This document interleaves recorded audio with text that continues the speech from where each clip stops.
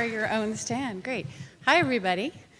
I'm Cyndi Stivers, class of 1978, and I got the privilege of hosting today. I wanted to tell you the story about how the moth came to Barnard. It was about, we think, 7 years ago, right, Istar?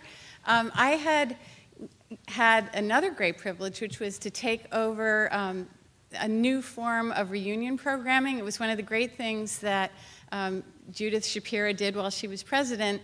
And I'm sure there are people in this room who remember when Irma Moore and a cast of one or two did reunion all by themselves. And Irma, are you here? Yes. I think Irma definitely needs a round of applause. And while that was fabulous, it was really great. I think that we tried to invest in our alums and bringing people back to the college, even if it wasn't their 0 or their 5 year, right? And so at the end of a couple of years of doing this, in the evaluations at the end of the weekend, invariably the alums would say, the most valuable part of reunion for me was the chance to hear stories from other decades of either alums or the current students. And then I happened to be talking to Istar Swager, class of 68, and she was an advisor to the Moth, this new storytelling organization, which I knew of but did not know well. Well, luckily, Istar did know well and introduced us. And this is now the 7th Moth of Barnard Through the Ages. And I do recommend, if you have time, if you live in the tri-state area, which I guess of our 30,000 or so alums, I think about 80%, is that right, Francis? 50%. It's gone down. We've headed for the hills, apparently. It used to be 80. Anyway, I recommend you, if you can, go to a Moth performance. They're a wonderful nonprofit storytelling organization. Let me explain to you how it works a little bit.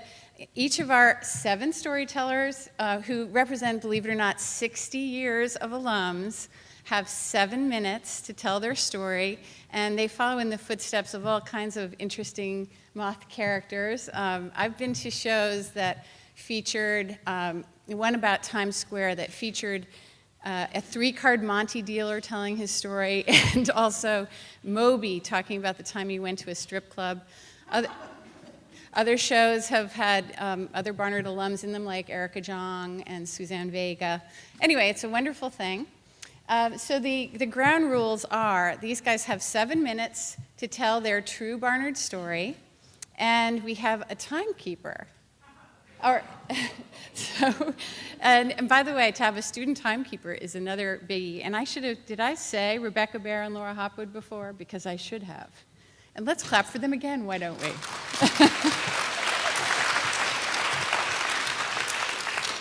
So in the unlikely event that these guys go over time, what will happen?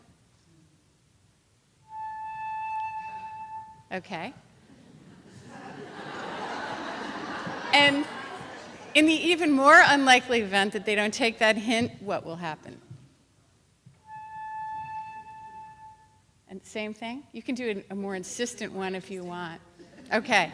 Anyway, they will be reminded gently by our fantastic flute player, so thank you. And I think that does it. Did I forget anything, Kate? I am standing in Florence in front of the Portinari altarpiece at the Duomo, sobbing uncontrollably. But I get ahead of myself here. As Glinda said, it's always best to begin at the beginning. I went to Barnard in the great late 60s, okay? A time of incredible sea change, flux, tumult, excitement, okay? The late 60s, I just went to a concert with James Taylor and Carole King. James Taylor looked out and said, I don't think a lot of you were born then, but that's okay, because a lot of us who were here don't remember it too well. All right. New York was a veritable petri dish of change, again, and excitement. I came to Barnard from Detroit, where my father had Stocker's Bar.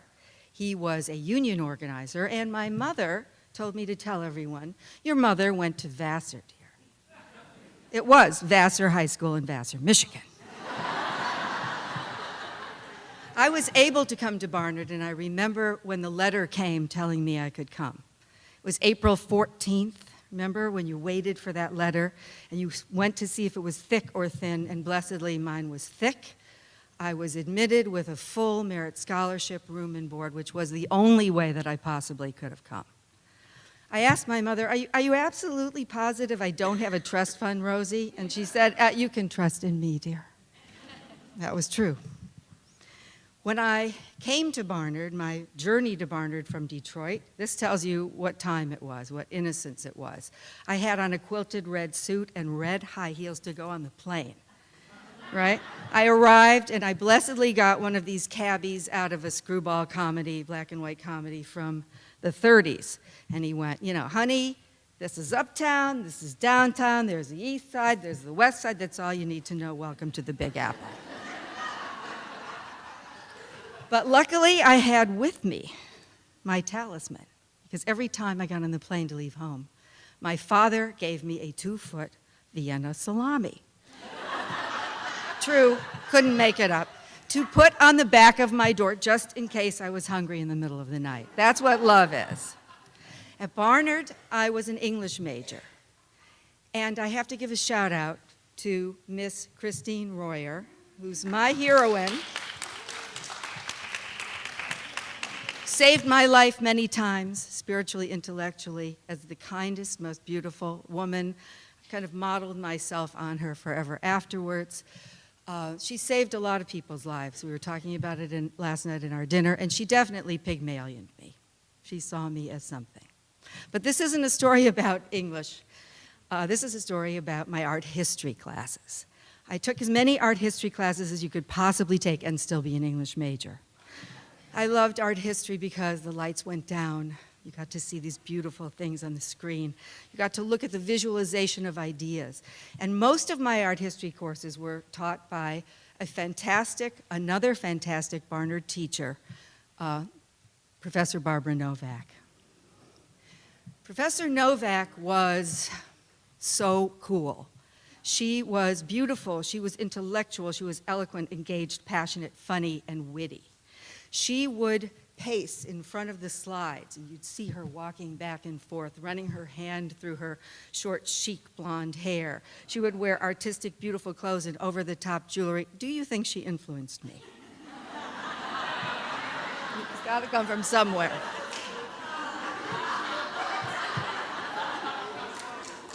I am still trying to be as cool as she is when I teach my students, okay? Well, in Art History 101, we looked at one slide, like City Slickers, for, it seemed to be 16 weeks.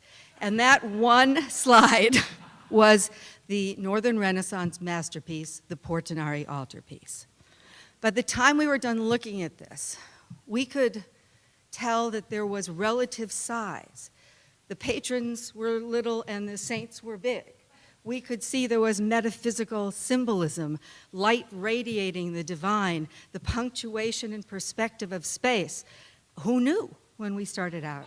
Essentially, we were learning to see. And as the Little Prince said, right, some things have to be seen to be believed, but other things have to be believed to be seen. All right, so I graduated from Barnard. Yes, in 1970, there were 3 graduations. The lovely Courtyard Barnard graduation, the Columbia Quad graduation, and the alternative, we protest Cambodia graduation with the armbands, right? Remember when I arrived at Barnard, there were Greek games, there was you got a grade in your body. I got an A- actually at the time, very proud of it. There were high teas and parietal hours. 3 feet on the floor, remember that rule? There's a lot you can do with 3 feet on the floor. By the time I left Barnard, it was sex, drugs, and rock and roll, right? Does Linda LeClaire mean anything? The name Linda LeClaire? No more rules, and as we said last night at our dinner, we were touched, all of us, by the fact that as we were graduating, our valedictorian was being arrested as a drug dealer. It was true. As I said, lots of rules were off, and yet lots of traditions were remade. Well, I graduated, I went back to the Midwest where you can look somebody straight in the eye. I do work around teaching and learning, And it was about 10 years after graduating that I finally could take myself on the grand tour of Europe to see all these great things that I had learned and studied at my Barnard education. And so we come to Florence. Ah, Florence. Red-tiled roofs, Tuscan hills, air redolent of all kinds of culture and beauty and garlic, thank God.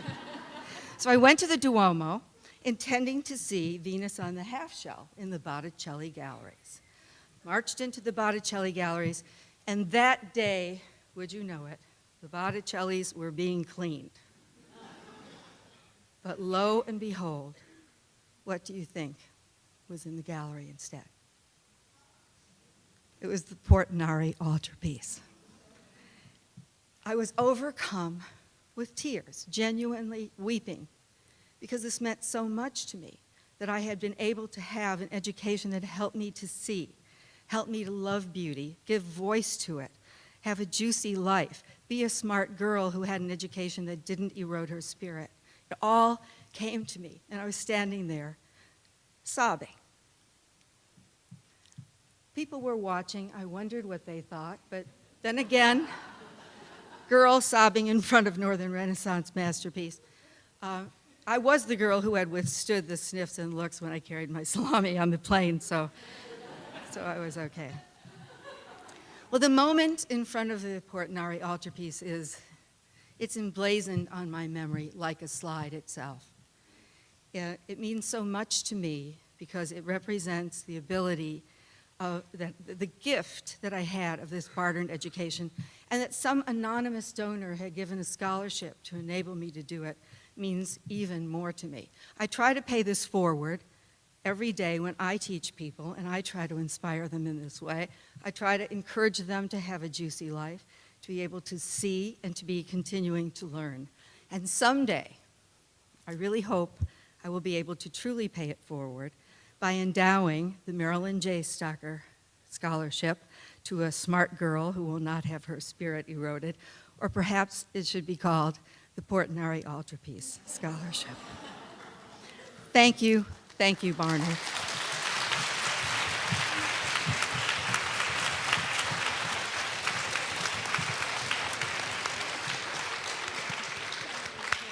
As far as I am concerned as well, there can never be too many thanks given to Christine Royer, who was my advisor. I was an English major too. So how about another round for Chris Royer?